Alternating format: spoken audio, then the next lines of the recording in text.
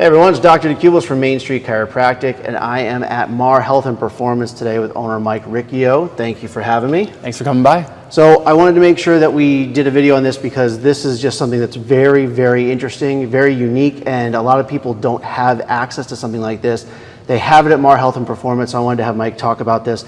This is what we're looking at up here, so tell me about this. Yeah, so what we have here is an assortment of monkey bars, rings, and just a lot of just overhead grip.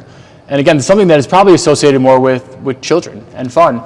And when we go to a playground, I think most adults probably have a little bit of an itch to go and start hanging around and playing. American Ninja Warrior has made a whole franchise out of this concept.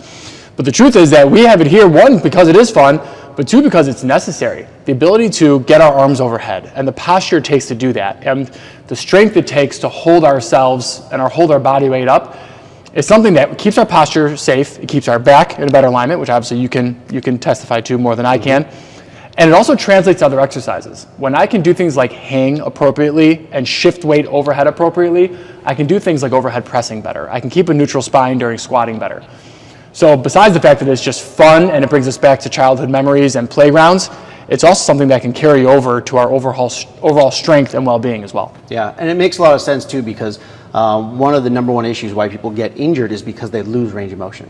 When you lose range of motion, you put more stress on the rest of your body to have to compensate. So why not just work on that and have some fun at the same time?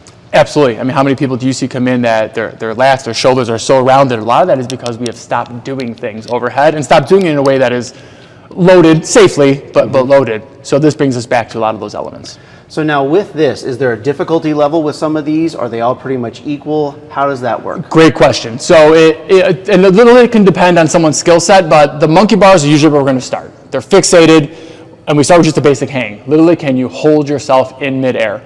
And at first, it might start with people's feet on the ground or on a box. And then from there, we'll progress to more the moving objects.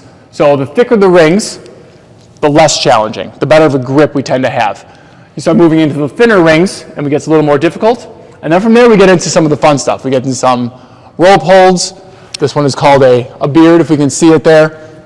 And then some more just awkward holds that move more. So yes, definitely everything from a grounded, just a basic hang, to what you'll see in some of the things like American Ninja Warrior show, where you're actually swinging from bar to bar and ring to ring.